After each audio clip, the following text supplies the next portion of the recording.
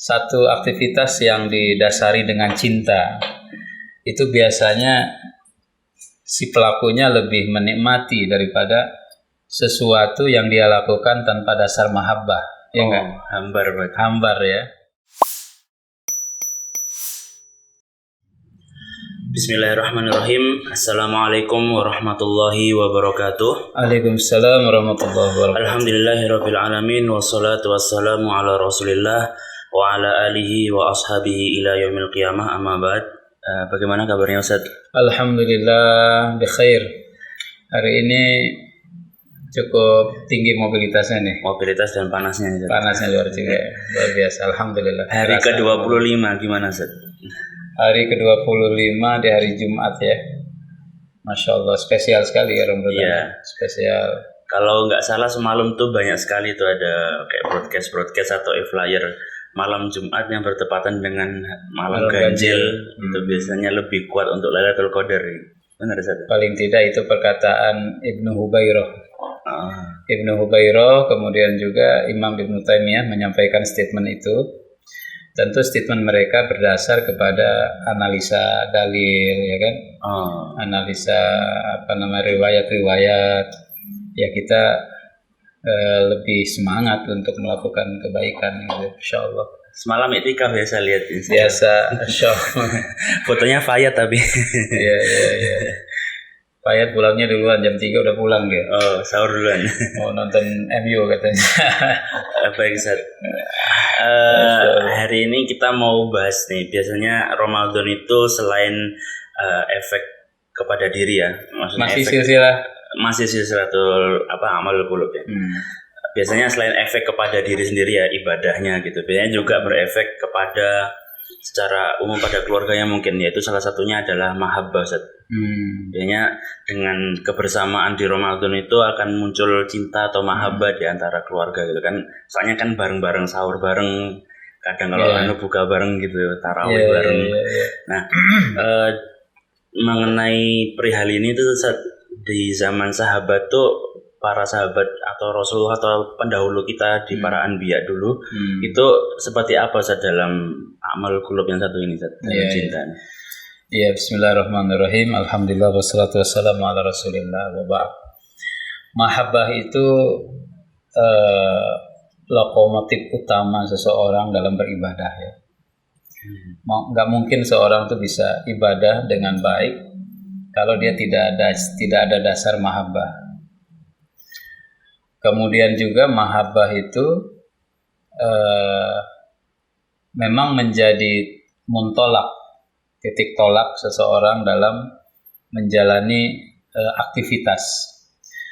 Satu aktivitas yang didasari dengan cinta itu biasanya si pelakunya lebih menikmati daripada sesuatu yang dia lakukan tanpa dasar mahabbah. Ya enggak? Hambar ya. Tetapi sesuatu meskipun sulit, meskipun berat, tapi kalau ada dasar mahabbah, ada dasar cinta, maka dia akan dengan sangat ikhlas untuk menikmati setiap episode meskipun berat. Sehingga kan kalau dalam dunia permahabbahan, dunia percintaan gitu ya, ada ungkapan mengatakan gunung tinggi kan kudaki, lautan luas keseberangi, hujan badai ku lalui, begitu kan? Artinya resiko itu menjadi kecil ketika ada mahabbah. Tantangan itu nggak akan ada apa-apanya kalau ada mahabbah. Demikian juga dalam ibadah.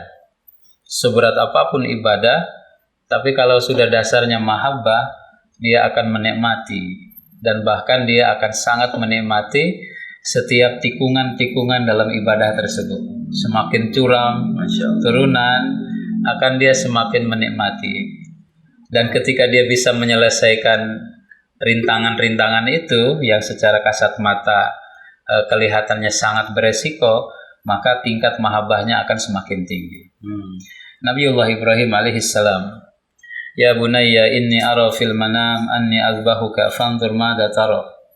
Qala ya abatif al-ma tu'mar satajiduni insyaallahu minas sabirin. Nah, Ketika Ibrahim bilang kepada anaknya Ismail, anak semata wayang yang dia minta berpuluh tahun. Baru lahir tuh anak usia Nabi Ibrahim dalam tafsir Ibnu Katsir itu sekitar 85 atau 88 tahun. Kemudian setelah itu kan dari mulai kecil dari Palestina disuruh diasingkan di Mekah. Kemudian setelah sampai di Mekah ditinggalin. Iya, biwadin ghairi dzi zar'in. Rabbi inni askantu min dzurriyyati biwadin ghairi dzi zar'in inda baitikal muharram. Ya Allah, aku tempatkan di di satu lembah, nggak ada pohon, ya, nggak ada tumbuhan, di sisi rumahmu yang penuh dengan kemuliaan, begitu. Tentu orang tidak akan bisa melakukan itu semuanya kalau dia tidak punya mahabbah. Tapi mahabbatullahnya demikian besar sehingga secara logika itu satu perbuatan yang tega, ya, perbuatan yang keterlaluan, begitu, itu nggak akan mungkin diterima oleh logika normal tanpa mahabbah. Setelah gede, dia datang lagi dan bilang tadi ayatnya di surat As-Saffat, ya bunayya inni ara fil manam, wahai anakku, aku melihat falamma balagha ma'ahu sa'ya, ya. Ketika Ismail sudah mulai agak besar, kemudian Ibrahim sampaikan mimpinya, menyembelihnya. Apa kata anaknya? Ya abati fa'al ma tu'mar satajiduni insyaallah minas sabirin. Ini adalah gambaran mahabbah yang dimiliki oleh keluarga Ibrahim. Sampai julukannya Khalilullah. Khalilullah, kekasih Allah. Kekasih itu kan berarti kan mahabbahnya sudah kuat sekali. Al-khullah itu ya tingkatan mahabbah yang paling tinggi itu kalau nggak salah. Al-khullah sehingga dia menjadi al-khalil. Seperti itu kita melihat sehingga nanti mahabbah inilah yang akan menjadi dasar dalam melakukan segala hal. Karenanya dalam ada ayat tentang mahabbah itu para salaf mengatakan ayatul imtihan. Ayat ujian kesetiaan. Qul in kuntum tuhibbunallaha wa tuhibbunallaha fattabi'uni yuhibbukumullah. Berarti cinta ini biasanya di Quran dengan ujian gitu ya. Sangat identik ya. Identik dengan ujian. Identik. Mukmin pasti dia dapat ujian. Kecintaannya itu kan mesti ada buktinya. Benar. Ya jangan sampai pepesan kosong gitu. Makanya dalam surat Al-Ankabut ya. Ahasiban nas ayyutraku ayyaqulu amanna wa hum la yuftanun. Apakah manusia akan dibiarkan begitu saja mengucapkan kami telah beriman padahal mereka belum diuji. Nah, dari kacamata inilah kita melihat Ramadan ini sebagai bentuk mahabbah kepada Allah Subhanahu wa taala.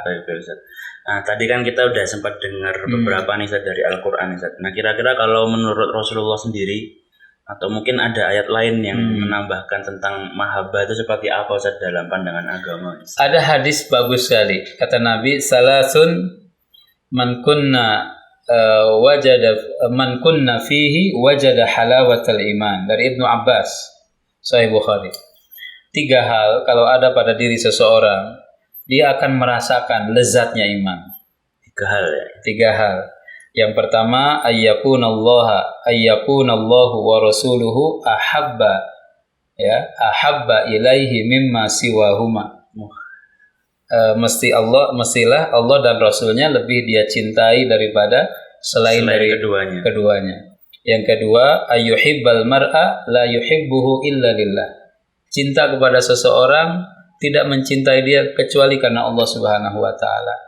Dan yang ketiga, ayyakraha ayyuqdhafa finnari kama ayyakraha ayyauda fil kufri kama yakrah ayyuqdhafa finnar. Masyaallah. Dia benci kalau kembali lagi kepada kekufuran, kepada kejahiliahan setelah dia dapat hidayah gitu ya. Sebagaimana dia sangat tidak mau kalau nanti dilemparkan ke dalam neraka. Nah, dalam poin yang pertama itu mahabbatullah dan Rasulnya. Ada contoh luar biasa. Ada seorang sahabat namanya Abdurrahman As-Sahmi, Abdullah As-Sahmi.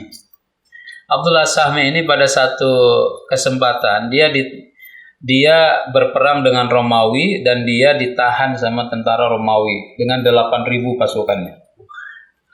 Pada saat itu, karena Abdullah As-Sahmi ini, Abdullah bin Hudzafah As-Sahmi ini dikenal sebagai sahabat yang mentalnya tuh kuat mental gitu. Mentalnya kuat, kemudian juga tingkat kecintaannya kepada agama juga hebat. Nggak ngaruh ya pasukan banyak. Nggak ngaruh tuh. Nah, diuji sama Raja Romawi, diundang ke istana. Dia bilang begini, ya, kalau kamu masuk agama Nasrani, sepertiga kerajaan saya berikan kepada kamu.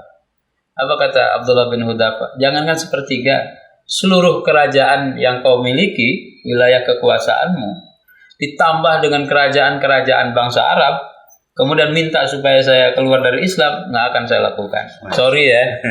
Sorry ya. Mahabbahnya. Kemudian itu gagal, diteror secara mental. Beberapa orang sahabatnya dipanggil, kemudian dinyalakan api besar, tungku besar, masukin minyak, kemudian bilang kepada Abdullah, kalau kamu nggak mau pindah agama, ini sahabatmu direbus satu-satu, digoreng satu-satu. Masuk menjerit meninggal, tapi dia tidak bergeming sampai pada akhirnya giliran beliau. Ketika beliau diseret, ya, kelihatan berurai air mata. Dibilang kepada si Raja Romawi, Abdullah bin Hudzafah nangis. Dikiranya takut dia. Mungkin dia berubah pikiran.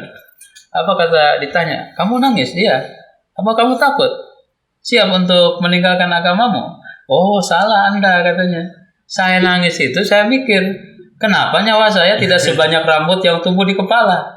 Sehingga nyawa saya itu semuanya dikorbankan. Masya Allah. Mahabbah. Akhirnya kata si Raja Romawi, kalau begitu kamu boleh bebas, syaratnya satu, cium kening saya, gitu.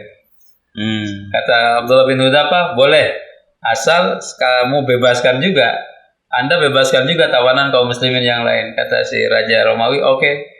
Dicium keningnya oleh Abdullah bin Hudzafah dan dibebaskan. Teman-temannya bebas. Sampai ke Madinah, kata Umar bin Khattab, dia bilang, ya, selamat datang Abdullah bin Hudzafah As-Sahmi yang telah mencium kening si raja dan kamu dibebaskan dengan kaum muslimin.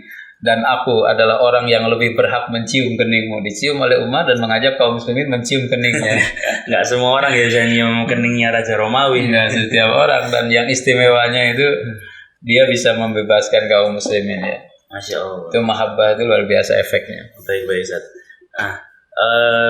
Selanjutnya Ustaz, kan tadi kita udah bahas nih dari Al-Quran, dari kisah-kisah sahabat. Nah, buah apa sih Ustaz yang biasanya bisa didapatkan oleh orang yang mahabbahnya itu benar-benar lillah begitu Ustaz, kayak yang tadi antum jelaskan?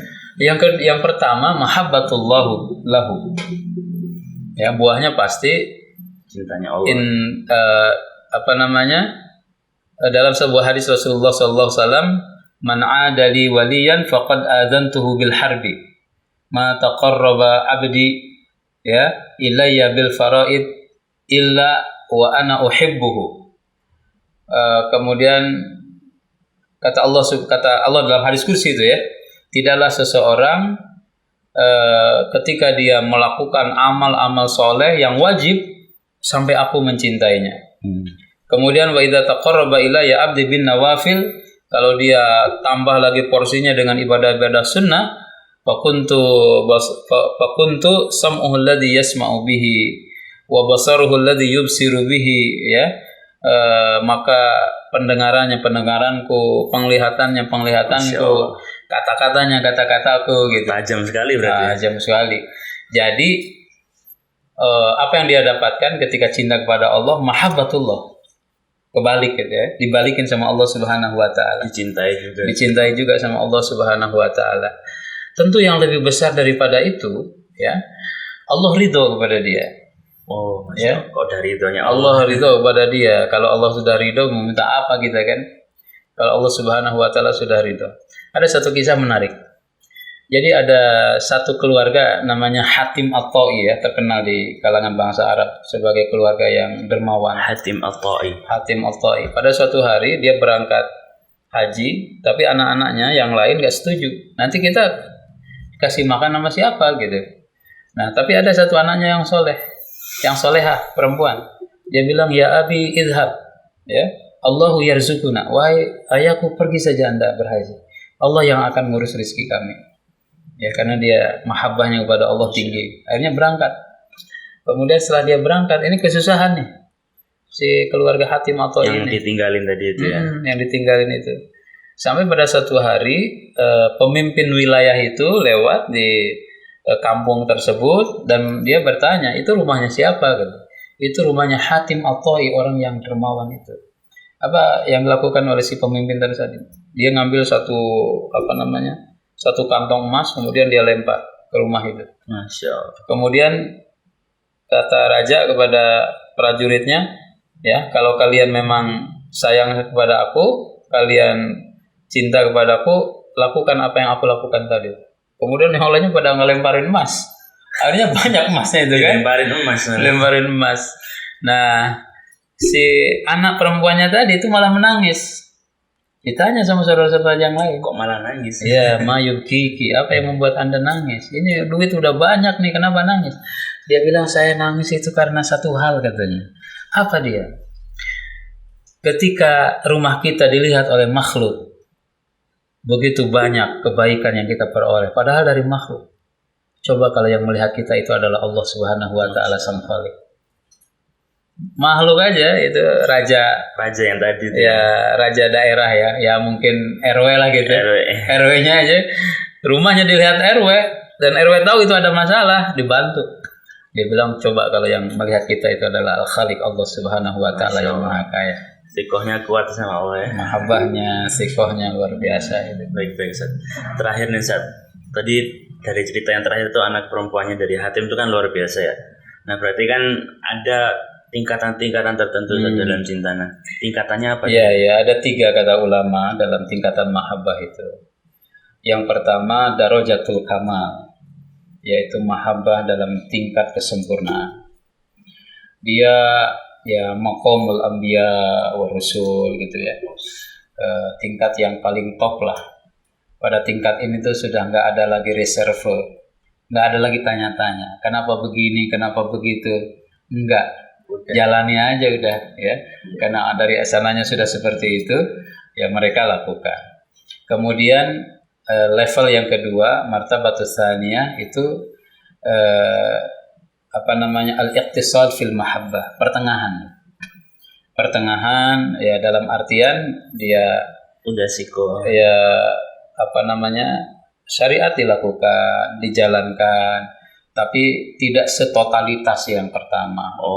Gitu. Tidak setotalitas yang pertama. Grade B ya. Grade B gitu ya. Kalau istilah melon tuh B ya. Iya B. Jadi ngomong melon. Nah, kemudian yang ketiga itu martabatus salisah nuqsanul mahabbah. Kecintaan yang kurang. Nah, ini ketika seseorang banyak melakukan yang diharamkan Allah Subhanahu wa Ta'ala. Menyekutukan antara cintanya Allah dengan cintanya yang lain. Begitu. Sehingga ada ayat mengatakan, wa minan nas may yattakhidhu min dunillahi andada yuhibbunahum kahubbillah walladzina amanu asyaddu hubban lillah. Dari sebagian manusia ada yang mencintai andad sembahan selain dari Allah Subhanahu wa Ta'ala seperti dia cinta kepada Allah Subhanahu wa Ta'ala. Ya, bahkan kalau orang beriman asyaddu hubban lillah.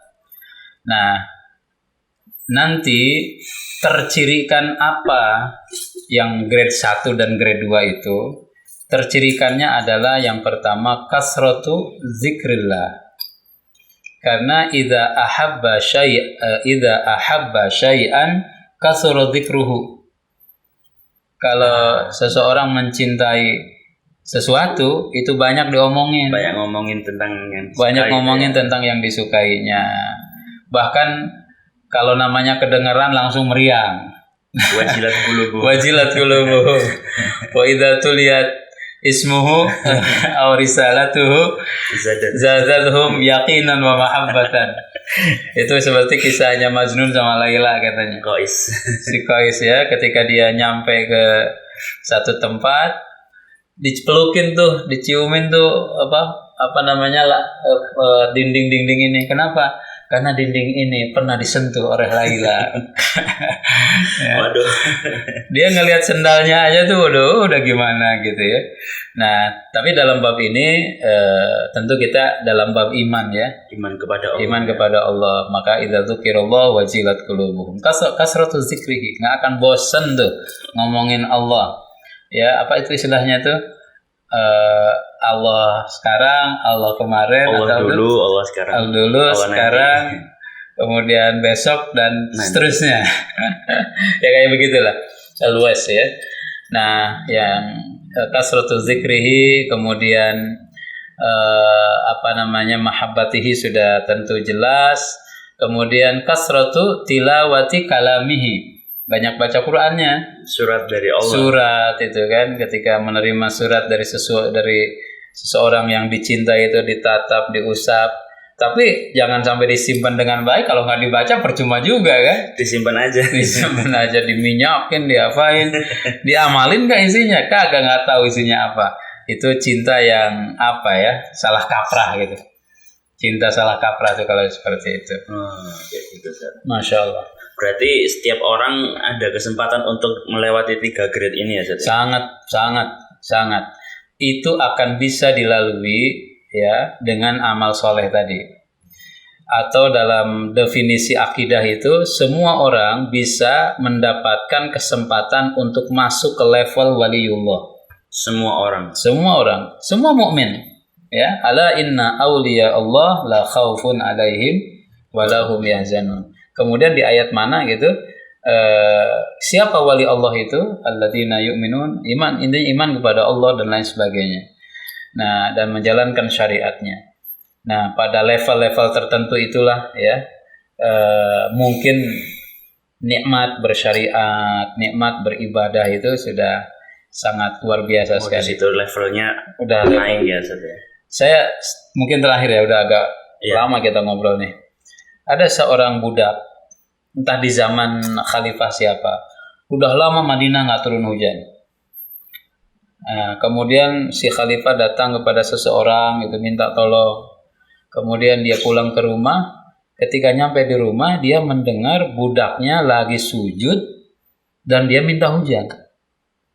Dan nggak berapa lama hujan turun, diijabah Allah Subhanahu Wa Taala. Padahal dia status sosialnya biasanya rendah gitu. Rendah banget ya, dia sudra.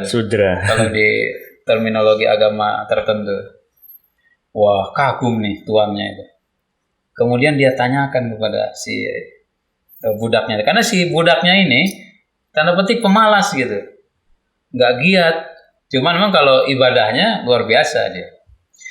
Ketika satu malam dia ngeliat lagi budaknya itu lagi sujud, tapi doanya begini, ya Allah, katanya, kemesraan kita berdua ini sudah diketahui oleh orang lain, dan saya tidak sanggup menduakan cintamu dengan yang lain, dan tidak mau ketahuan sama yang lain.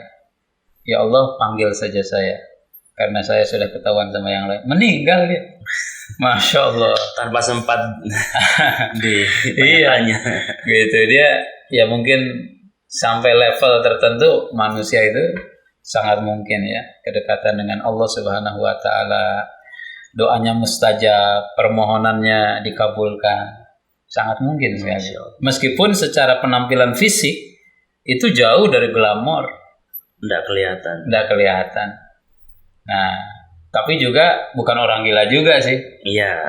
Kan ada tuh masa wali Allah orang gila. Bukan. Iya kan? Iya. Allahu Akbar.